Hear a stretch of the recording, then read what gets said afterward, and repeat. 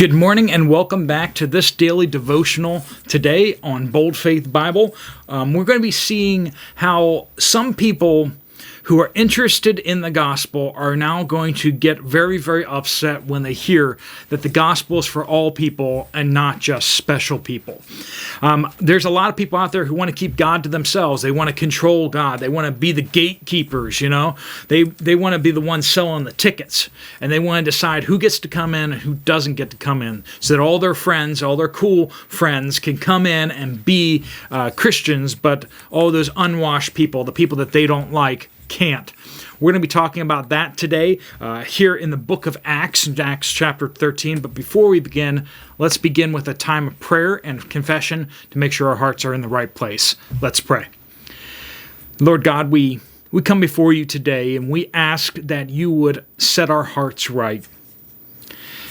Bring us to a teachable place, that we would be servants of you, that when we say Lord, that we mean it. Lord, help us to submit our lives to you, our ambitions, how we view the world, to see others as you see them. Lord, we lift up our sins and our failings to you now in this time of confession, seeking your forgiveness and restoration.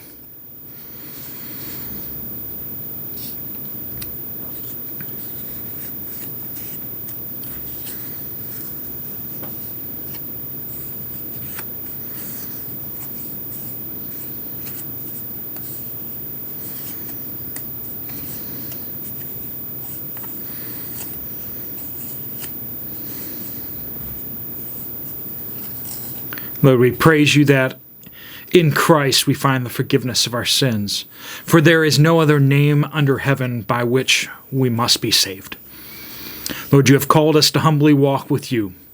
I pray that you would allow us to do that today and to guide us into all righteousness. Lord, we pray all these things in Jesus' powerful name. Amen. We are picking up in Acts chapter 13, starting in verse 42. Paul has just preached the gospel. He has shared from the Old Testament the story and how it all led to this one man named Jesus Christ. Jesus the Christ. Of course, Christ is a title, which means Savior or the Anointed One. So Jesus of Nazareth, who was the Christ or the Messiah. So we're going to see now the reaction of the people in the synagogue, so the Jewish listeners as well as the God-fearing Gentiles. They're going to now respond. Acts chapter 13, starting in verse 42. As they were leaving, the people urged them to speak about these matters the following Sabbath. So come back next week. Let's hear some more.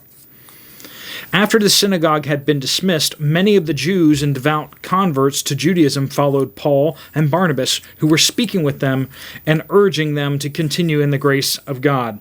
So things seem to be going well. Please come back, speak again. This is interesting what you have to say. Let's hear some more about this. And even some of them are like, I don't want to wait till next week. Tell us more now.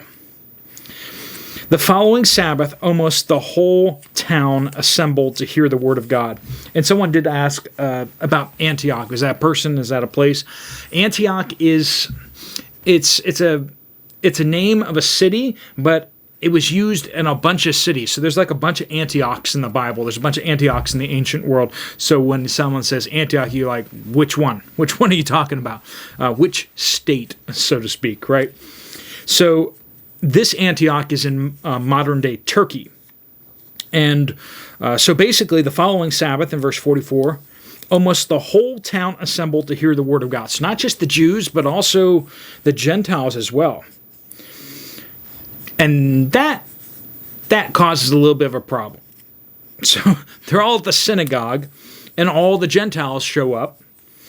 But when the Jews, verse 45, saw the crowds, and read into this, the Gentiles, the non-Jews, they were filled with jealousy and began to contradict Paul. So, did they really disagree with Paul? No, they came to listen, but then they're like, they wanted to show how smart they were.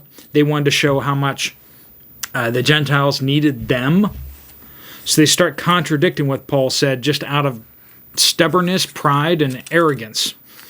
So they start contradicting him and insulting him. When someone starts insulting you, you know that you're winning the argument, right? They don't have things to really argue against so much, so they start insulting him. Paul and Barnabas boldly replied, "It was necessary that the word of God be spoken to you first, since you reject it and judge yourselves unworthy of eternal life. We are turning to the Gentiles. For this is what the Lord has commanded us. I have made you a light for the Gentiles to bring salvation to the ends of the earth."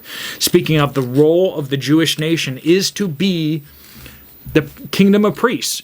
They're supposed to be the ones carrying the gospel to the ends of the earth, and because they're abdicating on that, the gospel still needs to go forth. The Jewish position was one of privilege, but it was that they had the scriptures in their hands, that they were supposed to share that with the world. They weren't supposed to just hold on to it themselves. And you and I are not supposed to just hold on to the knowledge and what we know. We're supposed to be sharing that with those who need it desperately.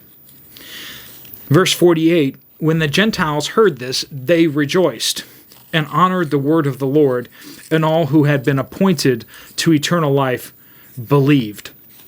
So we see that the Gentiles rejoiced at the fact that this gospel was for them, that they weren't going to be excluded. The God-fearing Gentiles in the synagogue had to sit in the back. They couldn't be with the Jewish men. They had to be in the back section. But here, now they are seen as equals as the Jews when it comes to salvation, and they rejoice at this. And I rejoice at this 2,000 years later, that I get to be honored so much that I am a full equal in the kingdom of God. I am a sinner just like everyone else, and there is no second class citizens in the kingdom of God. There's no first class citizens in the kingdom of God. There are only Christians. There are only disciples of Jesus. You are either a disciple of Jesus and a Christian, or you are not. There is no halvesies. There is no in between. There is no saints and then ordinary Christians. There is no tiers. There's no missionaries and then non-missionaries. There's everywhere in the gospel it talks about equality and how we stand in the righteousness of Christ, and your righteousness in Christ is the same as my righteousness in Christ. You may be a better person than me. You might be a much more disciplined, much more awesome person than me, but it doesn't matter. Because I stand in Christ's righteousness, you stand in Christ's righteousness. And if you're like, I just had someone just sharing about how they're really struggling because they've never really studied the Bible before. But you know what? If you believe in Christ and you trust Him, then it doesn't matter. You're not like a second-class citizen. Sure, you have a lot to learn, and you should have the joy that you get to learn about God. But there is no second-class citizen. So the Gentiles just are blown away by this and excited. Now, all those who have been appointed by God to eternal life, they believed. And I know there's discussion about what that kind of means, and some people are very much that God has to work in you before you can accept the gospel. Other people say that it's all you. You gotta conjure up within yourself a faith, and if you don't, then you don't get saved. Is it a work of us or is it a work of God? I think that the Bible, so many places, including here, points to the fact that while we can believe on our own, we just generally don't. We need God to save us. We need God to do that work within us in order to make us ready to believe. And so here, the ones who have been appointed by God to be saved. Now, some people will say, well, that was God looking forward at who would believe and then appointing them because they would believe. And there's good godly people on both sides of that. So I don't want to land on one side or the other in a hard, fast fashion. I'm just going to give you a little bit of kind of where I stand on things. If you stand on the opposite side, that's fine. Just don't deny any scripture, right? That each person is responsible to believe, but we also have the work of God within us, right? It is the work of God as well as our faith. Both are necessary. Verse 49, the word of the Lord spread through the whole region. So these guys not only believed, but then they took the gospel to all over, because they're like, there are people that need to hear this, and we need to take it to them. And so they did. But this upsets the Jews, of course, in verse 50. But the Jews incited the prominent and God-fearing women and the leading men of the city. They stirred up persecution against Paul and Barnabas and expelled them from their district. So they stirred up persecution against those who believed, and particularly against Paul and Barnabas. But Paul and Barnabas shook the dust off their feet against them and went to Iconium. And the disciples were filled with joy and the Holy Spirit. So they move on. They get persecuted and get driven out of town, and they just move on. They take... we're going to see this recipe repeated again and again, that they're going to first go to the synagogue. They're going to give the gospel to the Jews, and some of the Jews will believe, but then some of the Jews will reject. And oftentimes it seems like the Jews that believe tend to become the leaders of the churches that get planted in these areas. One of the reasons why the gospel can spread so quickly is because they have these God-fearing Jews who have studied the scriptures. They already know the Bible. And so when the gospel comes, they start plugging in their Bible knowledge, and they're like, so this is what this means. This is how we ought to live. And they start leading the church. Sometimes we just think of like the gospel comes to these places and like they all just become Christians and they have no background whatsoever. But a lot of these places, you have the synagogues where they've been teaching the Bible, and a lot of people have been listening to the Bible. So all this, what do we take from this? So we had the privileged religious people. They wanted to sell the tickets to God. They wanted to profit from the access to God. And God has torn the curtain in the temple from top to bottom. And he says all may enter in through Jesus. Jesus is the door. The Jewish nation is no longer the door. The temple is no longer the door. Jesus is the door.